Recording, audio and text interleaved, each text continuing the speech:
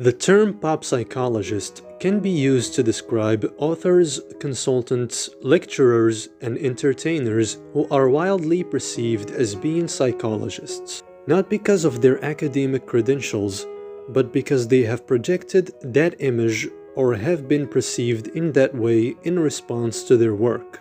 The term is often used in a pejorative fashion to describe psychological concepts that appear oversimplified, out of date, unproven, misunderstood, or misinterpreted.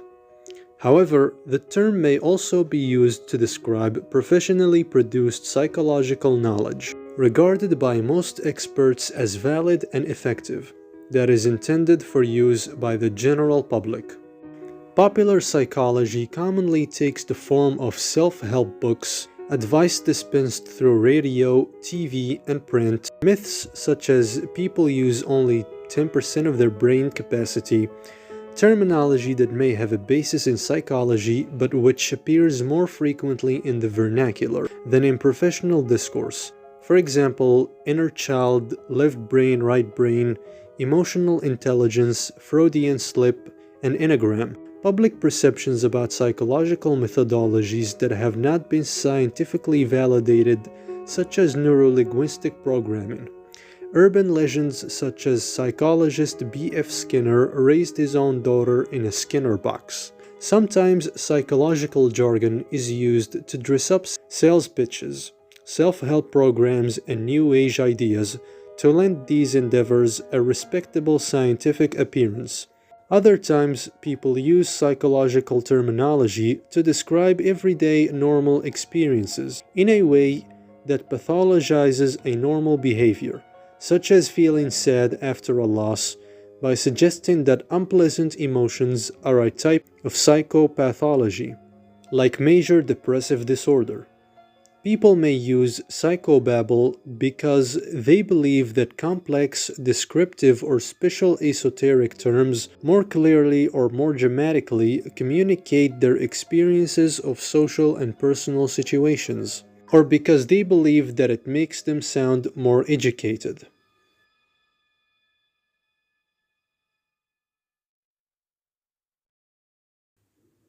The most important idea in pop psychology is contained in the previous two quotations. Events in the world affect us only through our interpretation of them. So, if we control our interpretations, we can control our world. The best-selling self-help advisor of all time, Dale Carnegie, writing in 1944, called the last 8 words of the Aurelius quote, 8 words that can transform your life. Self-help books and seminars sometimes seem to consist of little more than lecturing and hectoring people until they understand this idea and its implications for their lives. It can be inspiring to watch. Often a moment comes when a person consumed by years of resentment, pain, and anger realizes that her father, for example, didn't directly hurt her when he abandoned the family. All he did was move out of the house. His action was morally wrong, but the pain came from her reactions to the event, and if she can change those reactions, she can leave behind 20 years of pain and perhaps even get to know her father. The art of pop psychology is to develop a method, beyond lecturing and hectoring, that guides people to that realization. This art is old. Consider Anicius Boethius, born to one of the most distinguished Roman families in 480 E, 4 years after Rome fell to the Goths. Boethius received the best education available in his day and successfully pursued careers in philosophy and public service. He wrote or translated dozens of works on math, science, logic, and theology, at the same time rising to become Consul of Rome, the highest elected office in 510.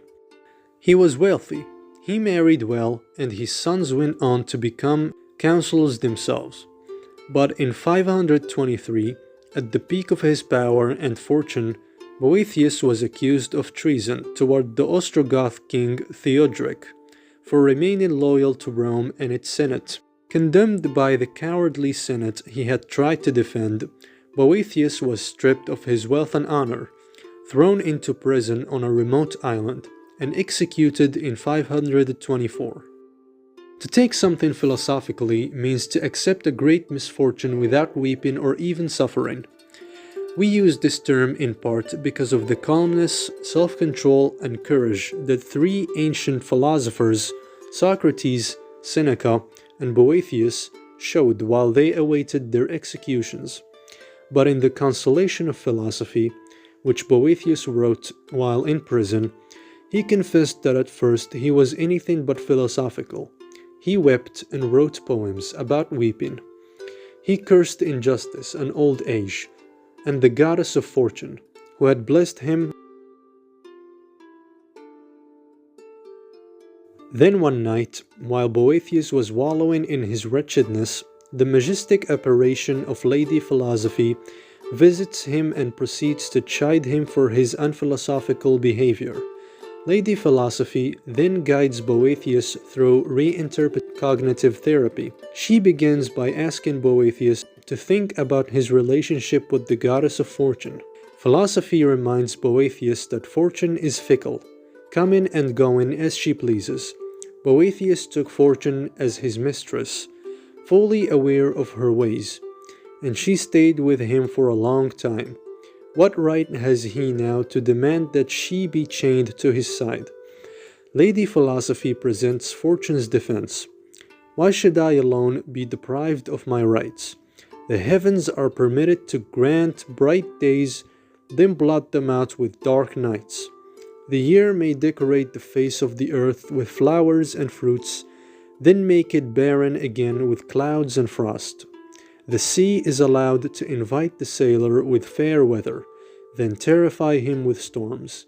Shall I, then, permit man's insatiable cupidity to tie me down to a sameness that is alien to my habits? Lady Philosophy reframes change as normal and as the right of fortune. The whole universe is change, Aurelius had said once. Boethius was fortunate. Now he is not. That is no cause for anger. Rather, he should be grateful that he enjoyed fortune for so long, and he should be calm now that she has left him. No man can ever be secure until he has been forsaken by fortune. Lady Philosophy tries several other reframing tactics.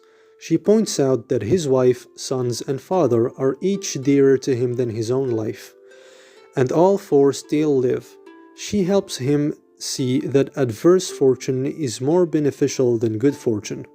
The latter only makes men greedy for more, but adversity makes them strong, and she draws Boethius's imagination far up into the heavens, so that he can look down on the earth and see it as a tiny speck on which even tinier people play out their comical and ultimately insignificant ambitions.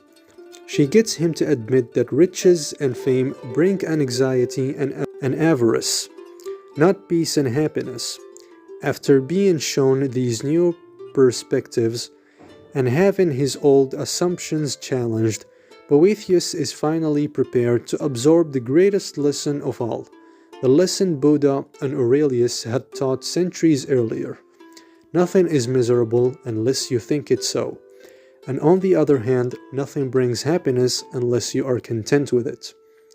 When he takes this lesson to heart, Boethius frees himself from his mental prison. He regains his composure. He writes a book that has comforted people for centuries and faces his death with dignity.